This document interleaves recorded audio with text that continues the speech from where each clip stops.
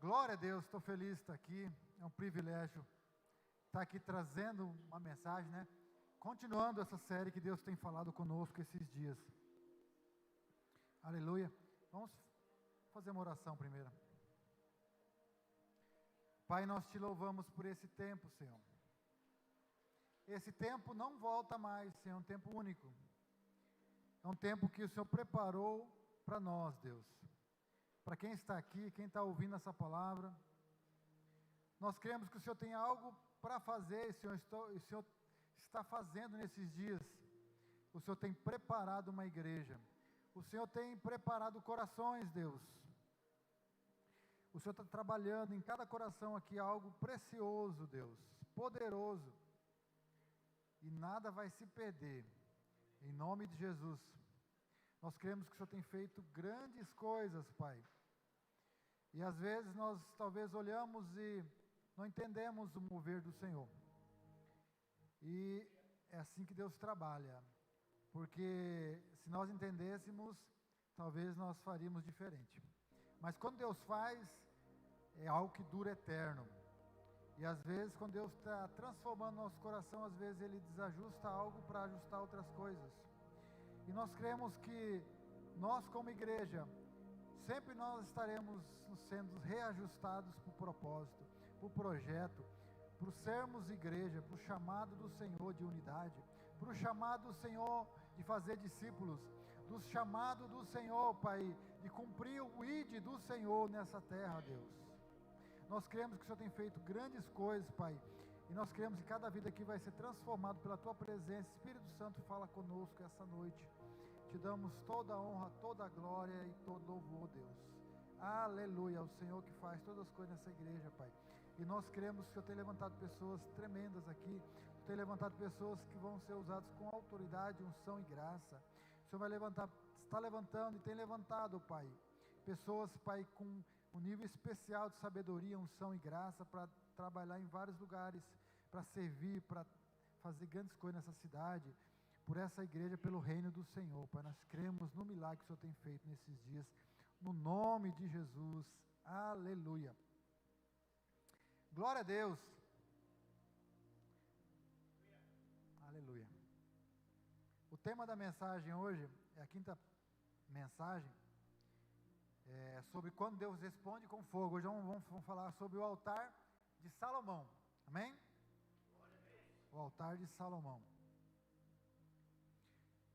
É um privilégio estarmos participando desse tempo que chama hoje, né?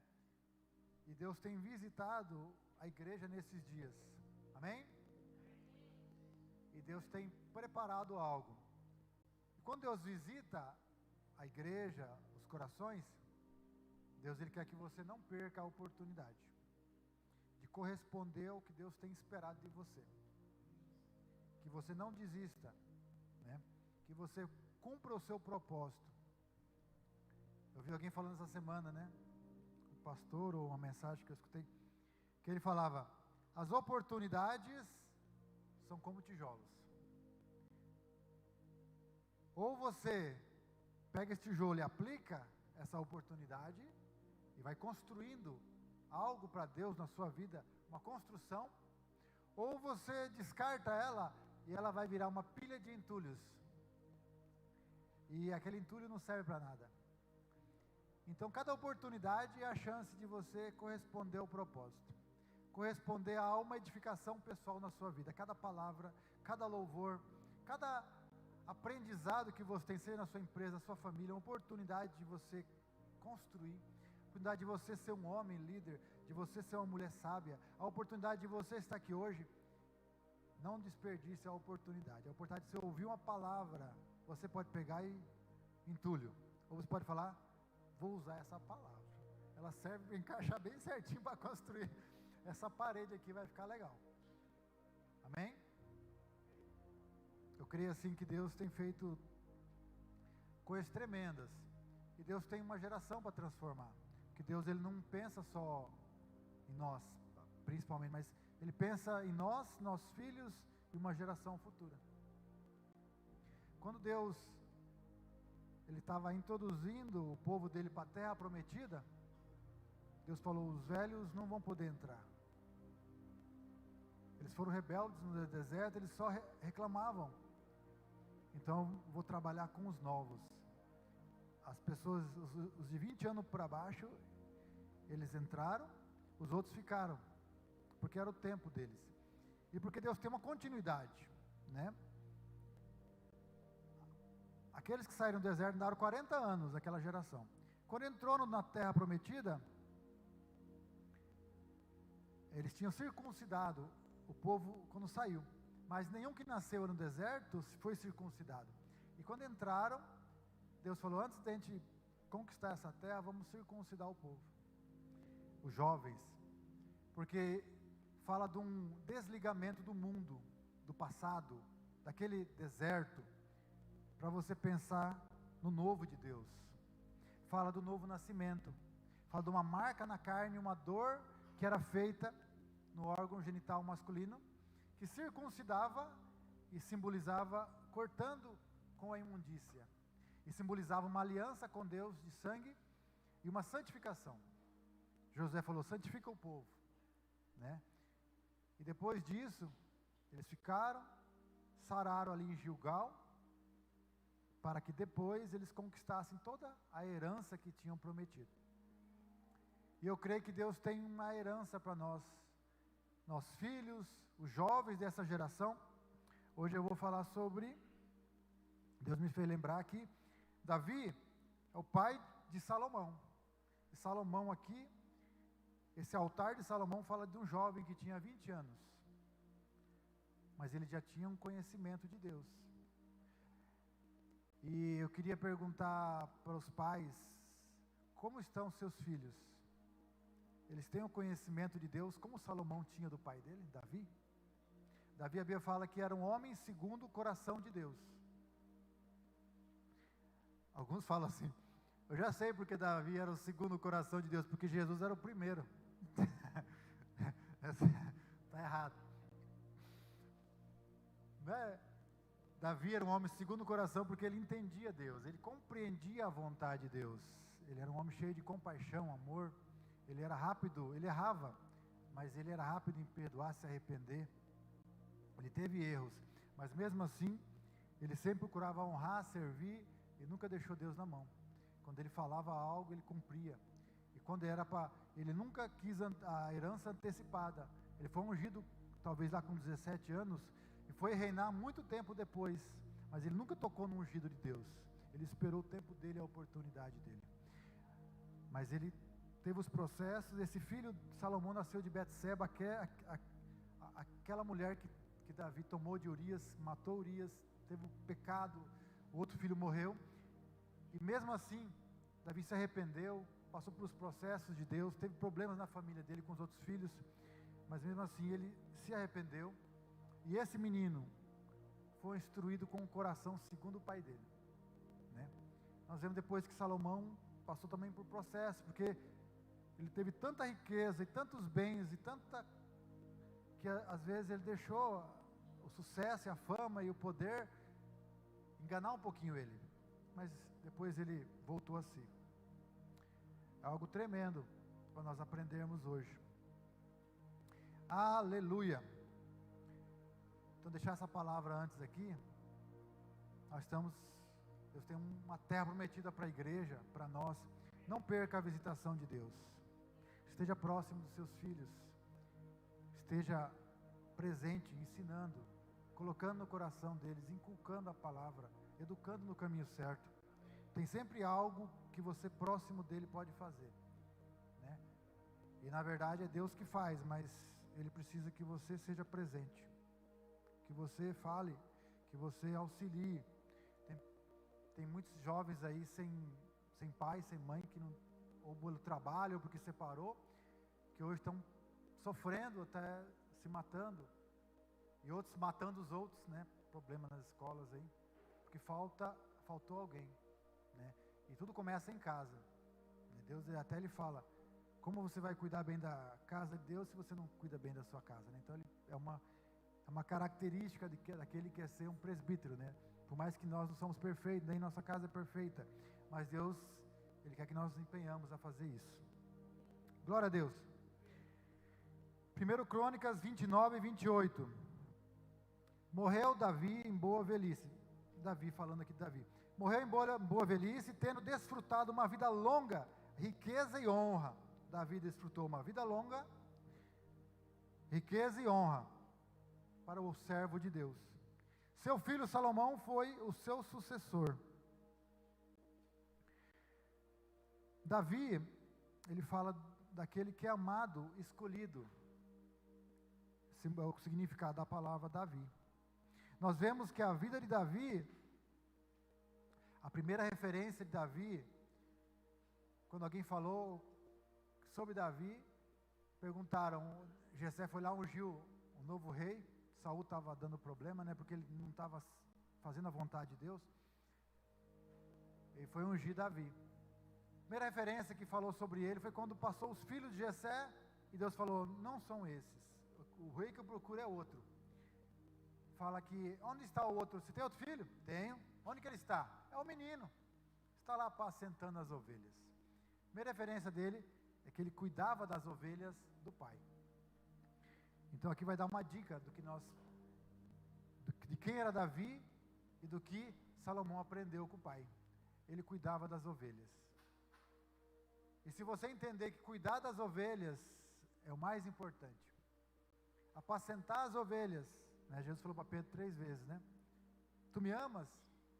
Apacenta minhas ovelhas. Tu me amas? Cuida minhas ovelhas. E Davi, já a primeira menção dele, ele fala que ele estava ali, cuidando das ovelhas do pai. Parecia pouco. Os irmãos dele depois falaram, você está aqui na guerra, né? Só para ver. Vai lá para suas poucas ovelhinhas. Eram poucas, mas ele cuidava. Então Deus está querendo que a gente seja fiel no nosso chamado, com as ovelhas de Deus. Então Davi cuidava das ovelhas. Um homem segundo o coração de Deus, né? Que amava a Deus, que servia a Deus, que sempre honrava a Deus no chamado. E aqui nesse tempo, fala que no tempo que Salomão foi constituído ali rei, Davi estava passando o cajado, ele estava numa velhice, e estava sendo sepultado. Fala que tinha 2 tabernáculos nessa época. O tabernáculo de Moisés, aquele que Moisés construiu e teve toda aquela adoração, o povo no deserto, que ele foi levando esse ali, e esse tabernáculo de Moisés estava em Gibeon, nessa terra. Lá tinha o altar de holocaustos, onde eram sacrificados os animais e eram feitos sacrifícios ali.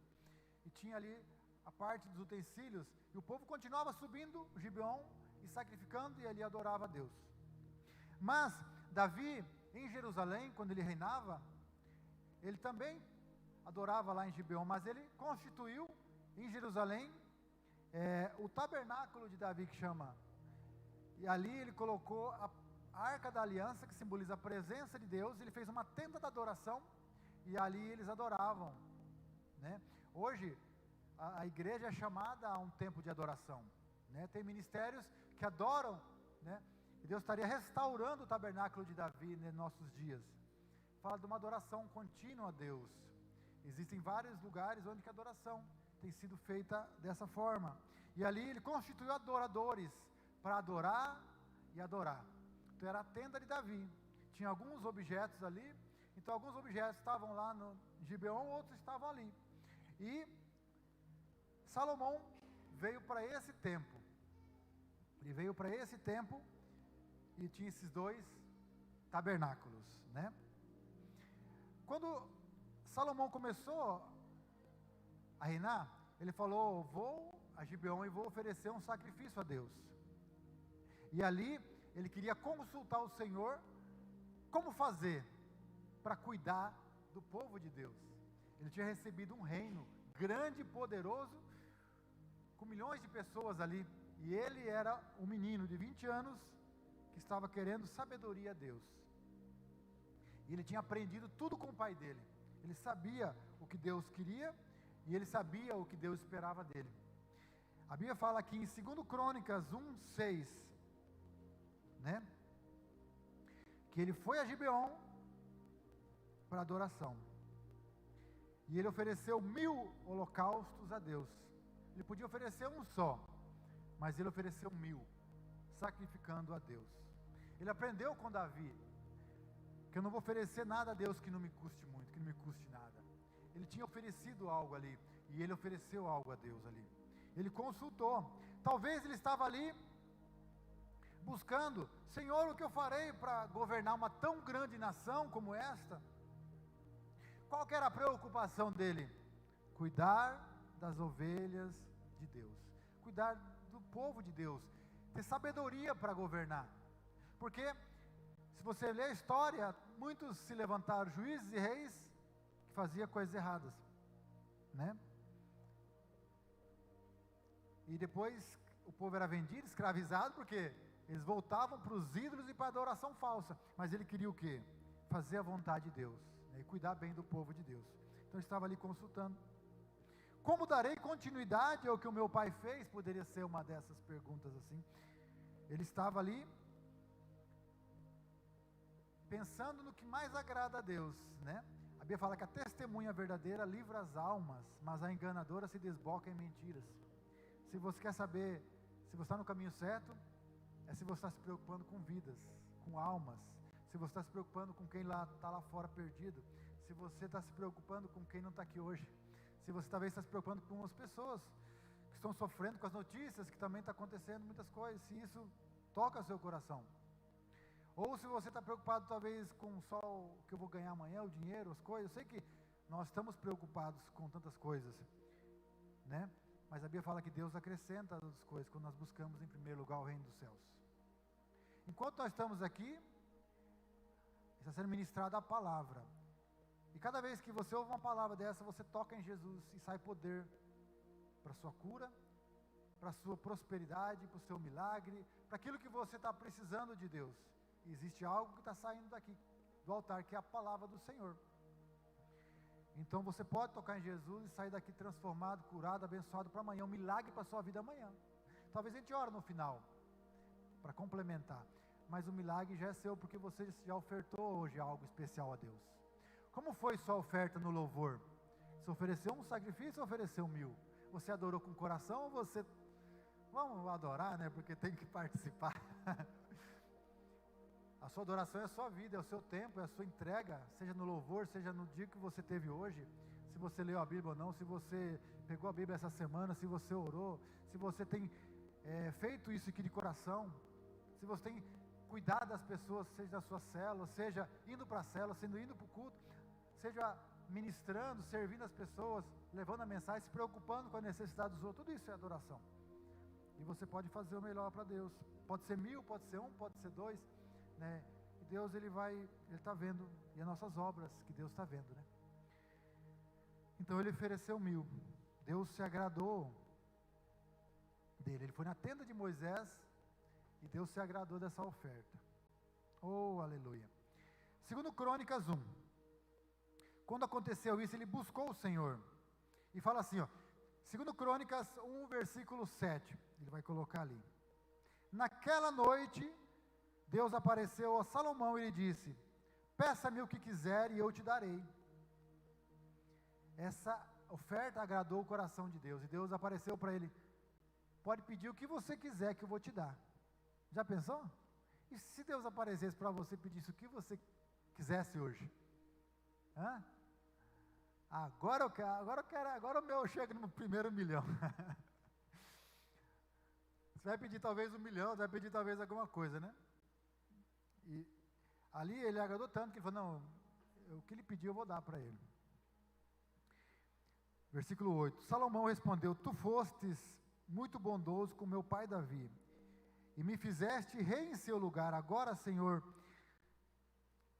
que se confirme a tua promessa a meu pai Davi, né? Porque Davi tinha prometido que as descendências dele iam ocupar o trono, e não ia sair nenhum da linhagem dele que não ia se assentar no trono. E Jesus é a geração de Davi, né? Uma das gerações de Davi se assentaria no trono.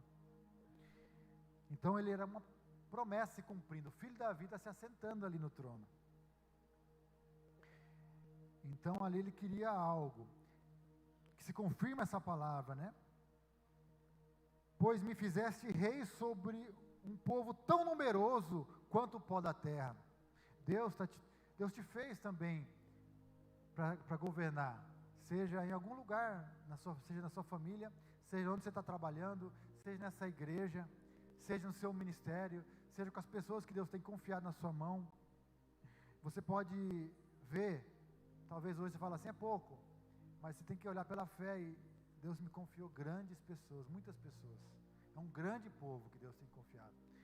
Né, Davi, aqui é o cumprimento que Deus falou a Abraão.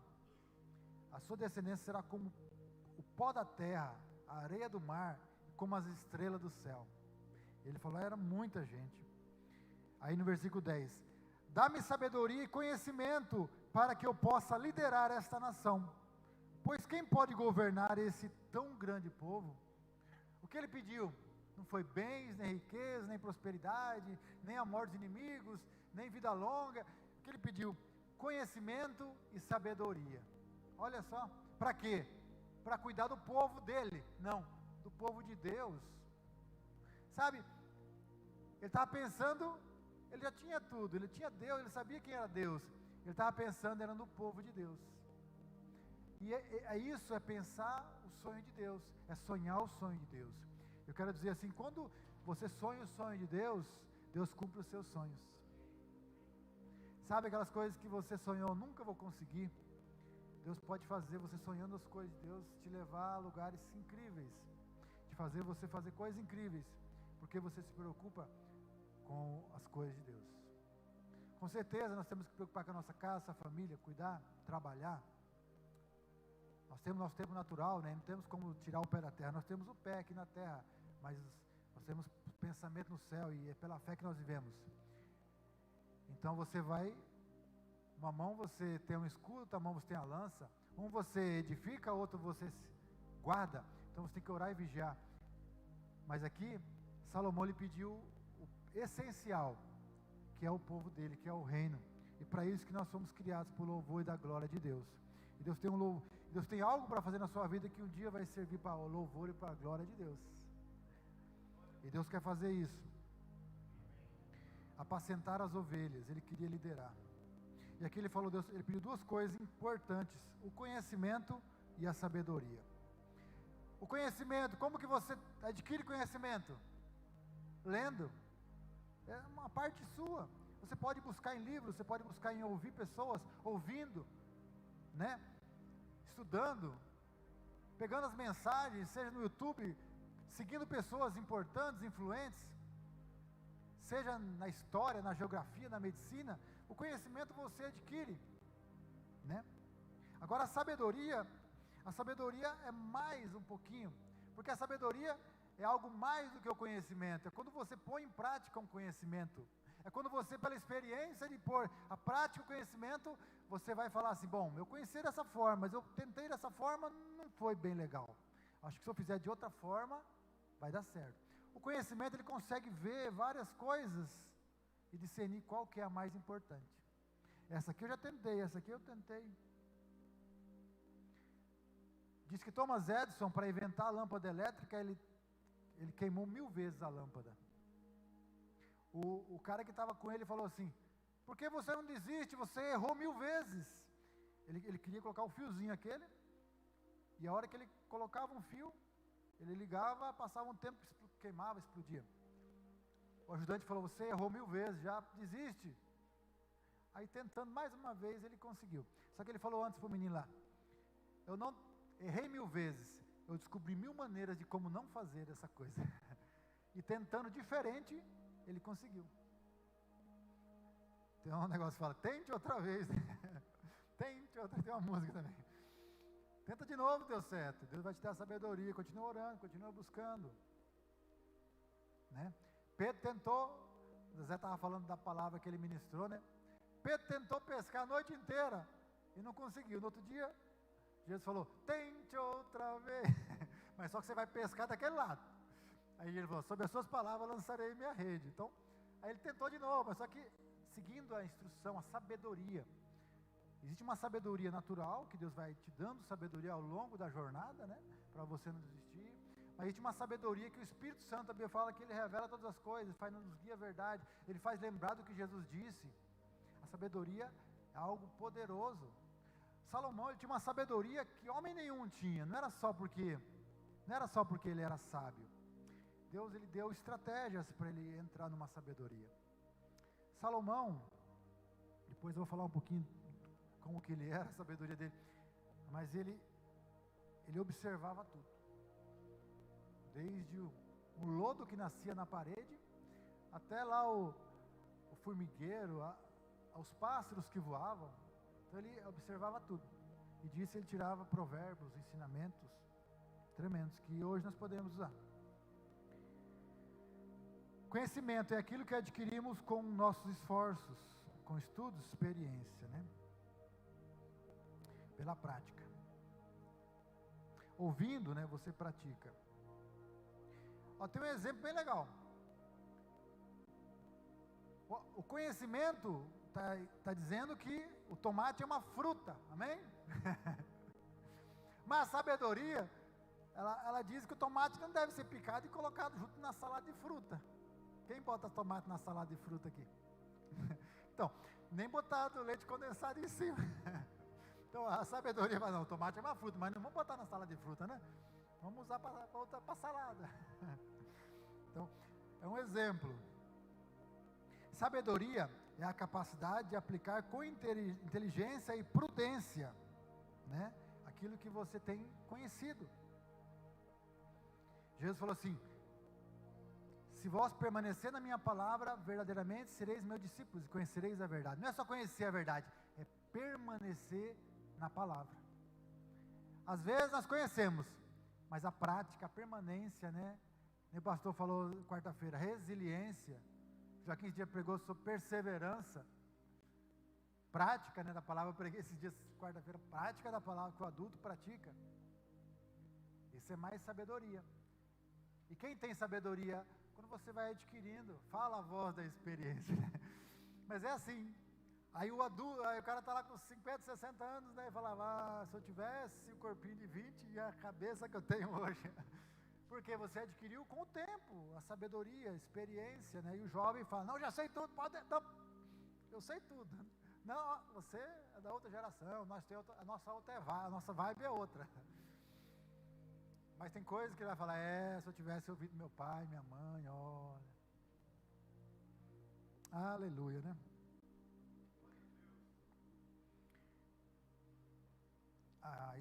A sabedoria, ela faz as melhores escolhas, né, com aquilo que nós temos nas mãos.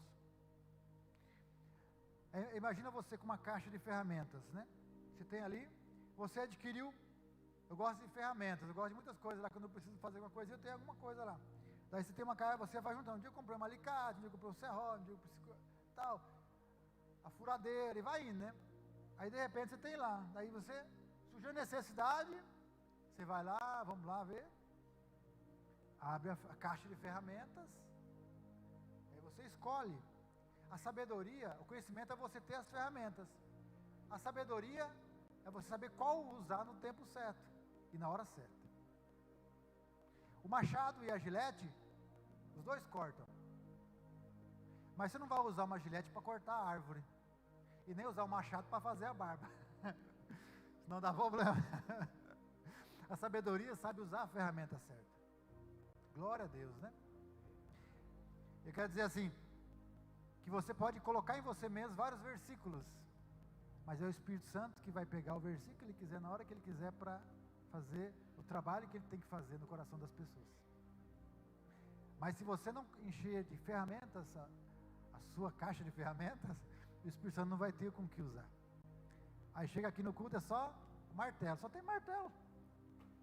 Fica martelando, derramei, estava aberto. Aleluia, fala para o seu irmão, dá um glória a Deus aí.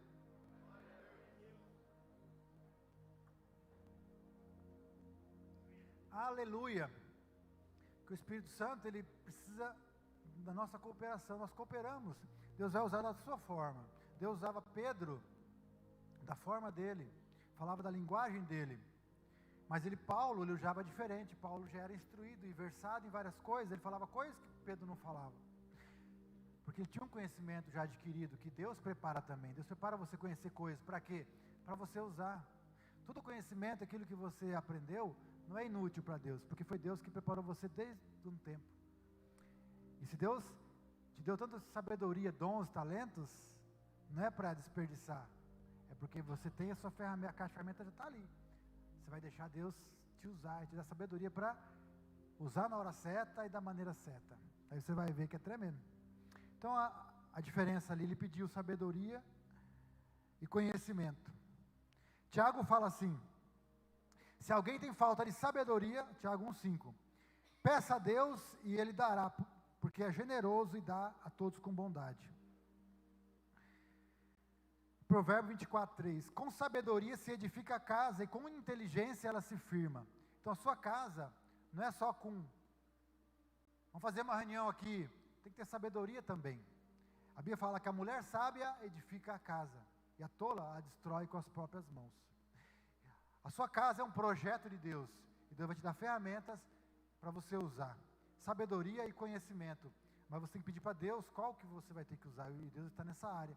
Tudo que nós vamos fazer é o Espírito Santo que vai nos direcionar e vai transformar, e Ele está dando ferramentas para essa casa. Esse tempo aqui Deus está transformando nossos corações, restaurando, curando, às vezes limpando com o fogo, dói às vezes, arrancando alguma coisa, porque o fogo queima, o fogo ilumina, o fogo esclarece, o fogo aquece, o fogo faz várias coisas ao mesmo tempo.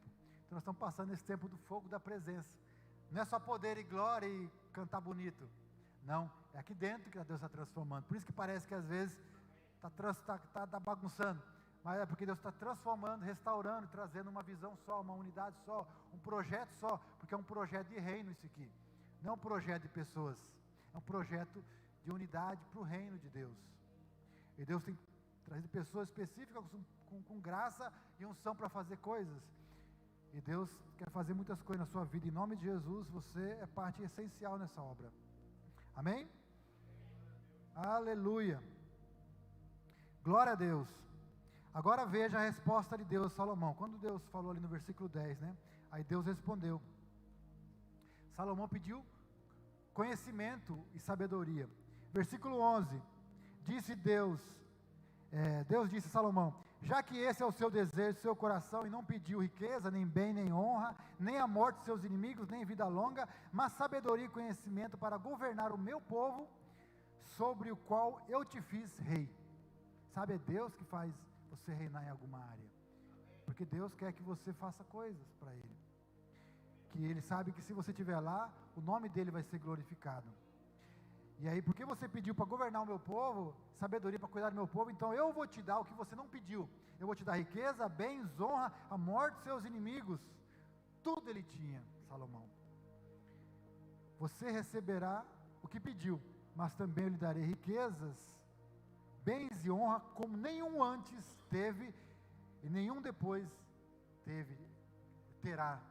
Salomão foi aquele que teve tudo, em bens, material, em conhecimento, sabedoria, a qual nenhum outro teve. Diz que os reis, as pessoas sabiam do conhecimento dele, vinham até ele para ouvir da sabedoria que ele tinha. Tanto era a sabedoria e o conhecimento que ele tinha, né?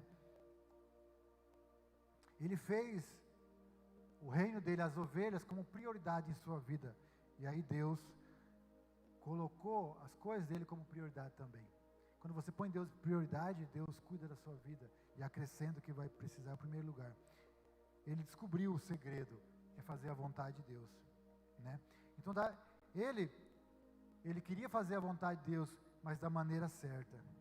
E aqui tem uma grande chave que precisamos usar. Não basta pedir, porque tem um versículo que fala, pedir, dar-se-vos-á. Mas a sabedoria diz que nós temos que pedir segundo a vontade de Deus, e Ele nos ouve, porque a palavra de Deus também complementa aqui em João, ó. No versículo, antes eu vou ler Tiago aqui, ó. Tiago 4,3. Quando pedem, não recebem, pois pedem mal, com motivos errados. Ele podia ter pedido com motivo errado. Eu quero ser rei para quê? Para ter tudo que eu preciso. Mulheres, fama, sucesso. Talvez a motivação poderia ser outra, mas a motivação dele foi certa, agradar a Deus, a vontade de Deus. E aí entra o outro versículo, 1 João 5,14. E esta é a confiança que temos ao nos aproximarmos de Deus. Se pedirmos alguma coisa de acordo com a sua vontade, Ele nos ouvirá.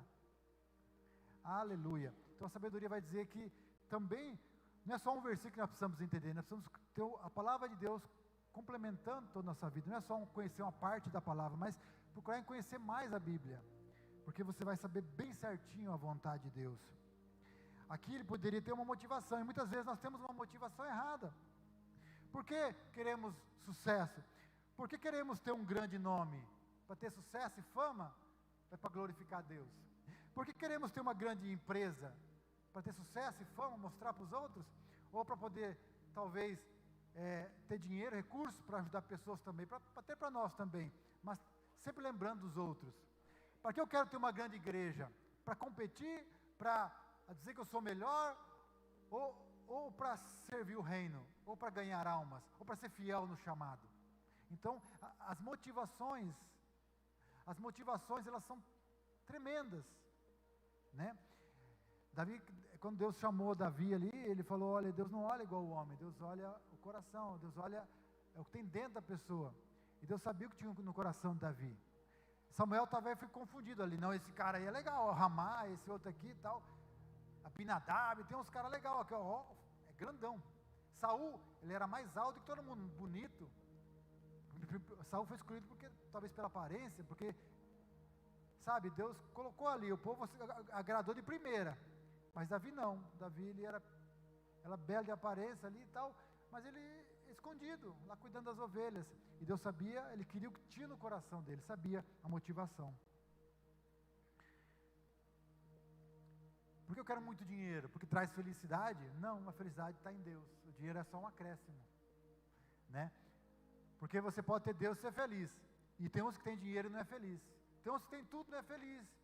Então primeiro, Deus quer que você seja feliz com você mesmo, com a vida que você tem, com o chamado, se agradasse do Senhor. A Bíblia fala, agrada-te do Senhor, e Ele satisfará o desejo do seu coração.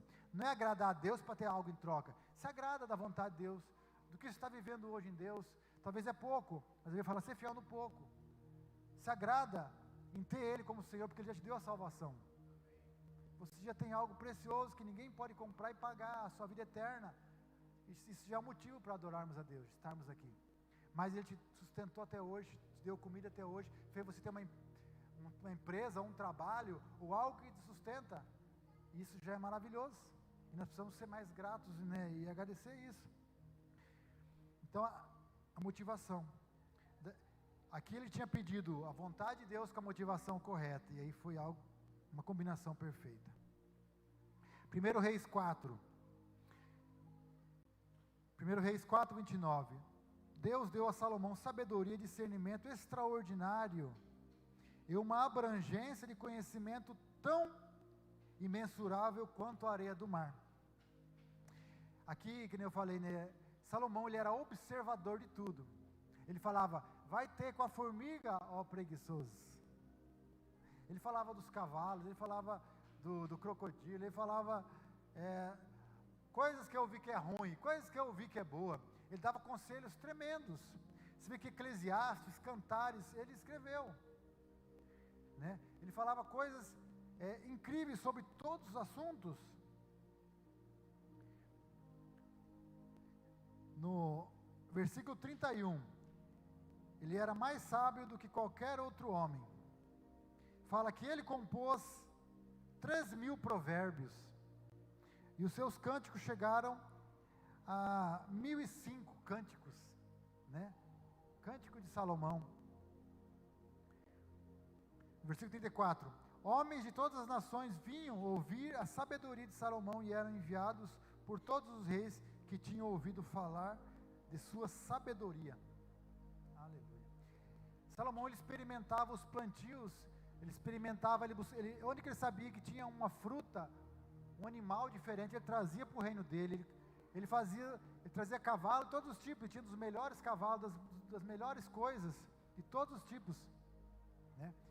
E depois ele começou a ver que tudo aquilo que ele tinha, ele falava, mas é vaidade. Eclesiastes falou várias vezes, eu observei tudo e vi que é vaidade. É vaidade você se preocupar tanto com a beleza, se preocupar tanto em ter dinheiro, se preocupar com tanta coisa, você não vai levar nada. Ele falava, Goza a vida com a mulher que amas todos os seus dias, pois essa é a tua porção. Quando você comer, come bem, se alegra numa refeição com sua família, com as pessoas que você ama, pois essa é a sua porção. Ele começou a ver que as coisas simples da vida eram tremendas.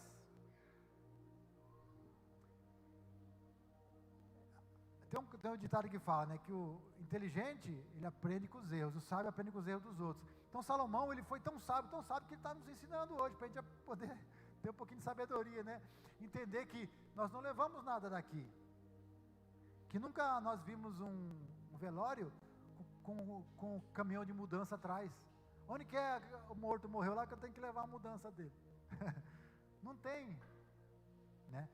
E a Bíblia, Jesus falou várias vezes, né? Ajuntai tesouro no céu, onde a ferrugem não corrói, o ladrão não rouba, nem escava, nem mina, ajuntai tesouro no céu, que lá é garantido uma herança, você vai estar juntando lá. Aleluia! Tremenda a sabedoria que Deus deu a Salomão. Aí você vai poder ler cada versículo em Provérbios, instruindo filhos, instruindo pais. Ele começa ali no livro de Provérbios, ele fala de, quer ter sabedoria? O princípio da sabedoria é o temor do Senhor. Teme a Deus, aparta-te do mal. Ouve a instrução do teu pai e da tua mãe. Esse é um dos princípios de sabedoria. Foi nesses versículos. Educa o jovem no caminho que ele deve andar, até a velhice não se desviará. São algo que ele escreveu ali.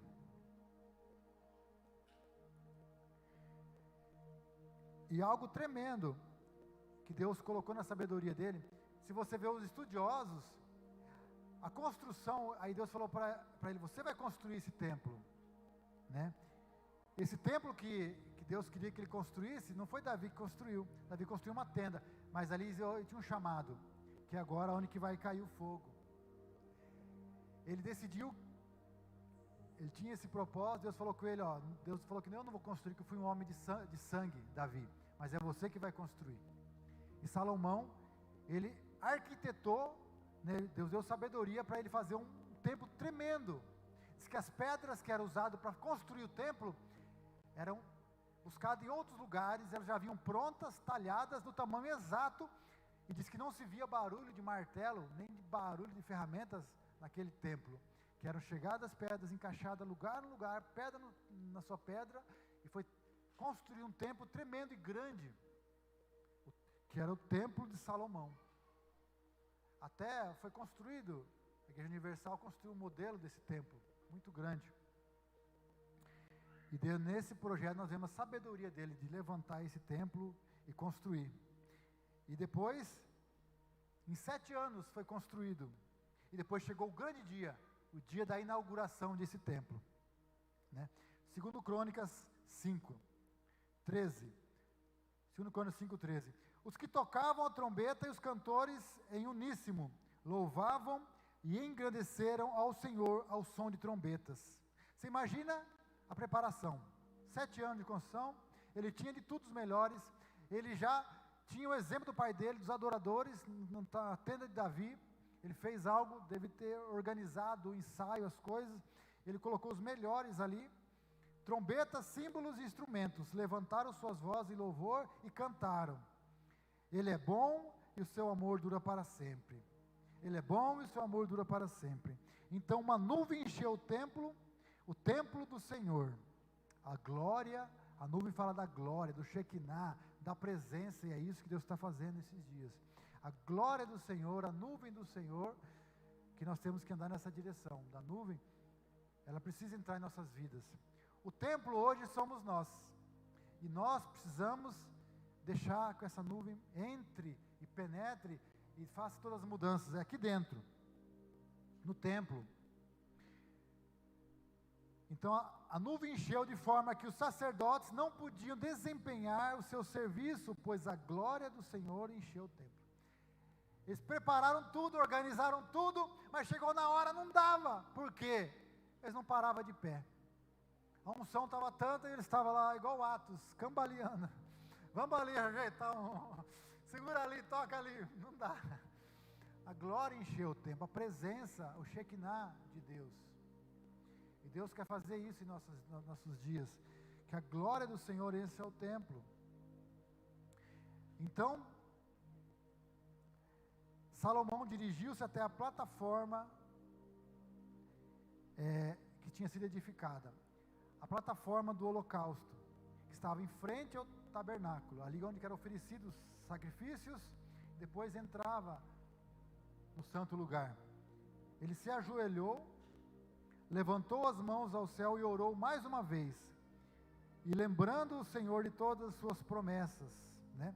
Ali onde que tinha feito o sacrifício, com certeza ali ele estava adorando, mas já era oferecido o sacrifício ali, e Salomão foi lá, e ali diante do sacrifício, ele levantou as vozes, orou aos céus, e lembrou a Deus: olha Deus, estou aqui, esse é seu tempo, para o seu povo, e agora o seu fogo precisa descer nesse lugar, a tua glória precisa transformar as pessoas, e Deus veio.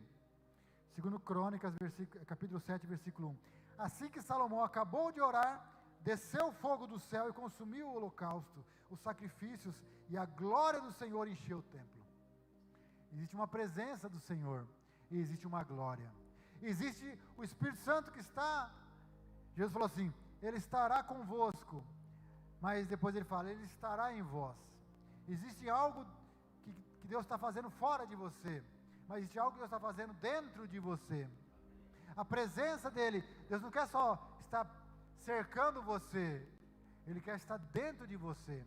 Existe um rio que flui do trono de Deus, existe uma transformação que é de dentro para fora, existe um milagre que tem a acontecer na sua vida, e Deus quer fazer coisas tremendas, mas é necessário que venha esse fogo, né?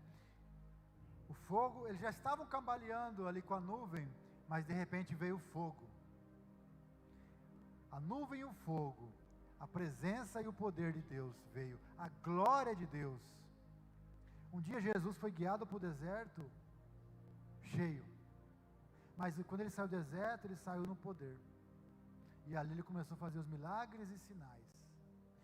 Eu creio que nesses dias vão acontecer milagres e sinais, que Deus tem avivado os dons, talentos, para quê? Para mostrar a glória dele, para que vidas sejam salvas, para que nós não ficamos só nas palavras e nas letras, né? Paulo falou, eu não quis vir aqui só falando palavras persuasivas de sabedoria humana, mas demonstração de espírito e poder.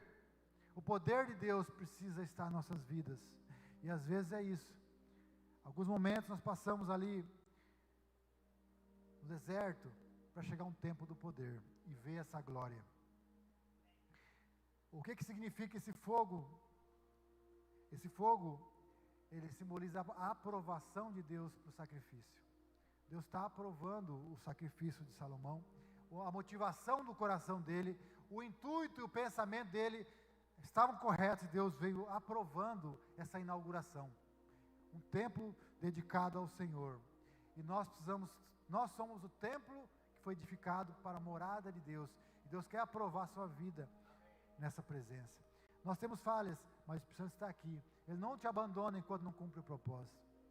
Jesus é o autor e consumador da fé. Ele deu a fé para nós, Ele te deu a fé, e Ele vai consumar a obra na sua vida. A fé que Ele te deu, Ele vai consumar e tornar perfeita até o dia de Cristo. Ele está trabalhando a sua vida para consumar essa obra na sua vida, e te levar salvo para o reino dos céus. Isso é graça, isso é poder de Deus, e é o Espírito Santo que faz isso dentro de nós.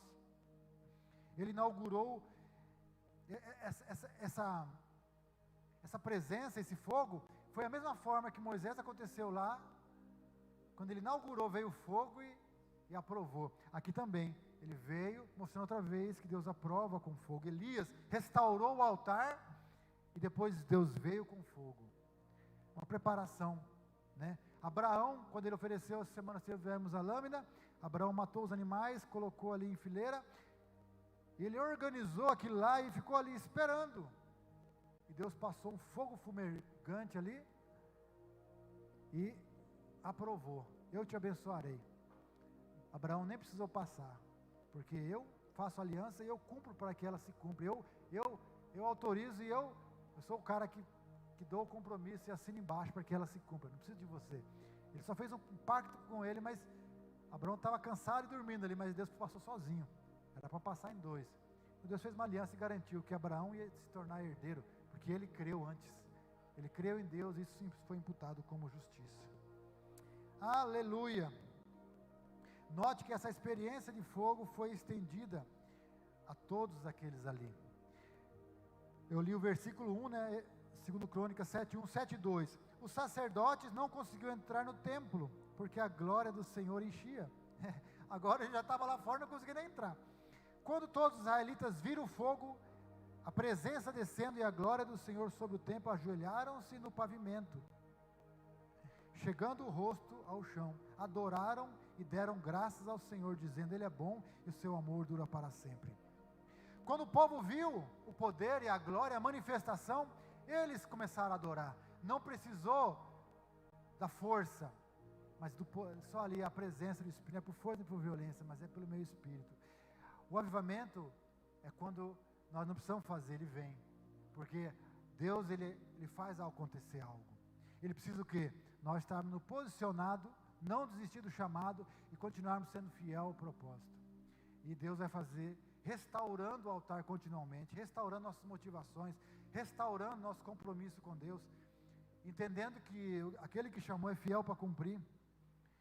O povo estava ali, e essa experiência foi estendida a todos. Eles se ajoelharam, ninguém mandou ajoelhar. Eles botaram o rosto no chão, eles adoraram, eles se arrependeram. A motivação dele foi, eles começaram a adorar. Ele é bom e seu amor dura para sempre. Começaram a cantar o que estava sendo cantado lá dentro, estava cantado lá fora.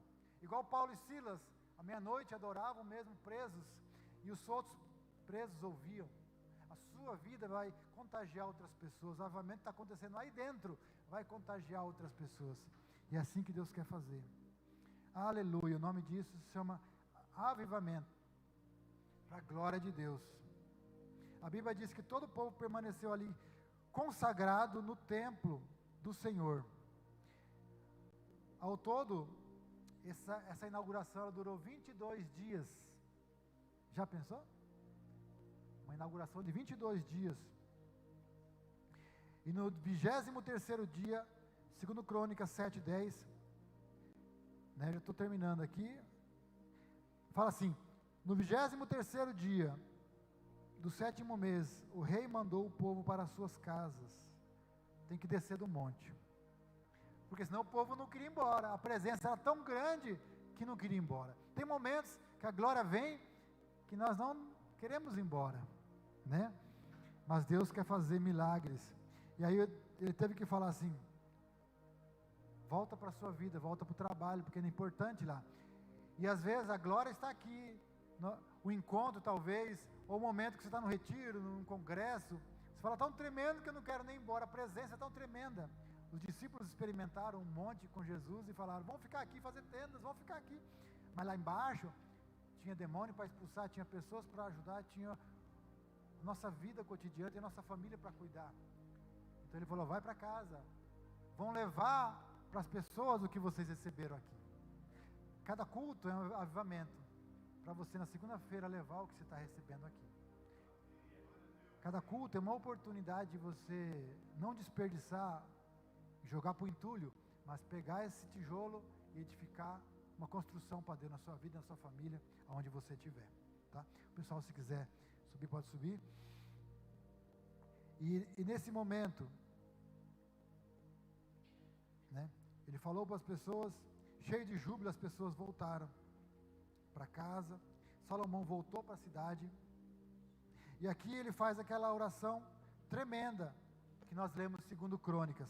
Salomão, ele falou a oração que muitos nós fazemos, que nós estamos clamando muitas vezes, e que muitas vezes a igreja tem pedido nesses dias, que é 2 Crônicas 7, do 12 até o 15. De noite, quando ele acabou de inaugurar, falou para as pessoas ir embora, o Senhor apareceu a Salomão, né, e disse: se o meu povo, que se chama pelo meu nome, se humilhar, orar e me buscar e se converter dos seus maus caminhos, então eu ouvirei dos céus, perdoarei seus pecados e sararei a sua terra.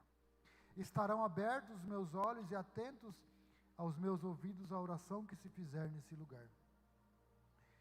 Note que aqui Deus aparece para ele e fala assim: olha, o que você precisa fazer continuamente? continua se humilhando, continua orando, continua me buscando e se converte, né?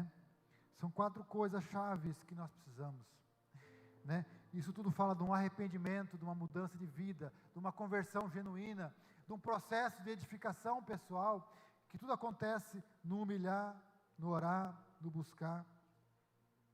O que é humilhar? Humilhar é se render. A Bíblia fala: humilhai-vos debaixo da poderosa mão de Deus, e Ele a seu tempo vos exalte.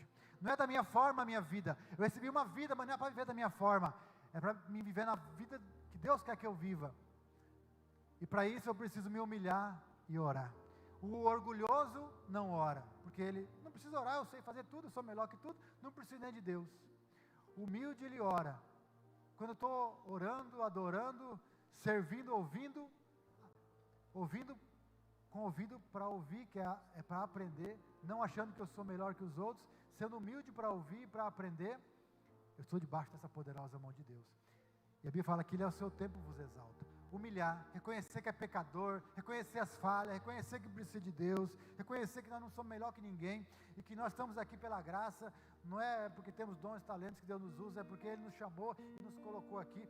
Foi Deus que falou: eu te fiz aqui como rei. Não foi Salomão que escolheu, foi Deus que escolheu botar ele lá. Então, é nós que precisamos ser humildes para entender que é Deus que nos faz todas as coisas. Orar é a fonte, é onde que o céu se abre, é onde que você fala com Deus, Ele fala com você. Sem oração, sem palavra, né? É estar ali orando, meditando na palavra. Buscar, fala de uma busca, de um procurar, que hoje você não achei, mas amanhã eu tento achar.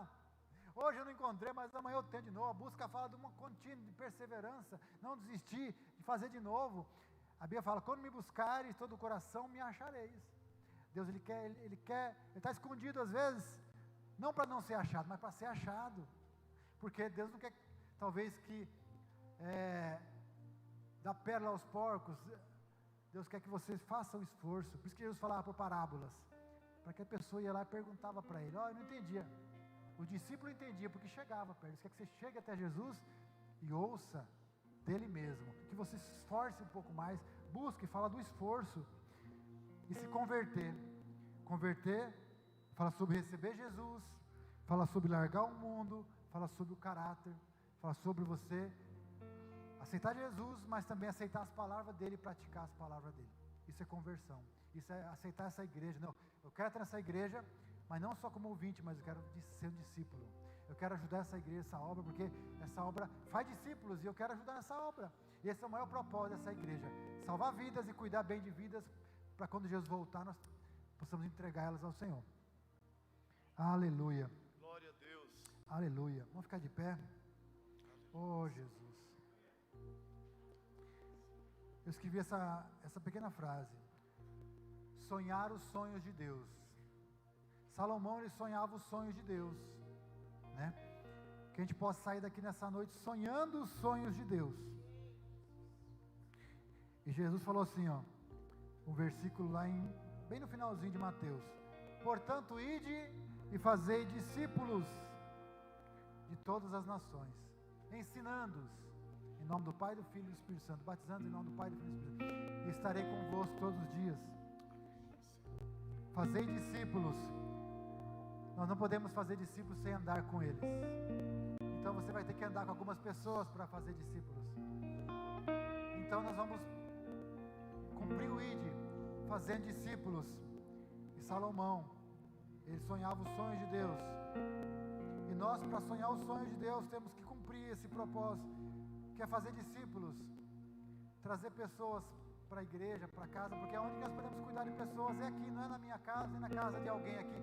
Na célula nós ajudamos ali nas células, multiplicamos as células, mas é aqui nós nos reunimos. Para quê? Porque aqui tem uma estrutura para cuidar de pessoas, para cuidar de crianças, para cuidar de casais e jovens, para fazer os jovens sonhar os sonhos de Deus, para fazer essa geração nova entrar na terra prometida. E Deus precisa que Deus avive esses jovens, e precisa que seja discipulado esses jovens, que seja ensinado, que seja andado com eles. Oh Jesus, vamos adorar o Senhor. Você ouviu a palavra agora, e nesse momento nós cremos que Deus vai encher o templo com a nuvem e com o fogo. Abra o seu coração, porque o templo do Senhor é você. Oriá, Serebiá. Ore em línguas. Deixa o fogo cair. Deixa a glória de Deus tocar na sua vida. Oriá, Serebiá, Taramá. O lugar mais alto para Oriá, se estar, Senhor, aos teus pés. Que sejamos canal de bênção uns para os outros, Pai.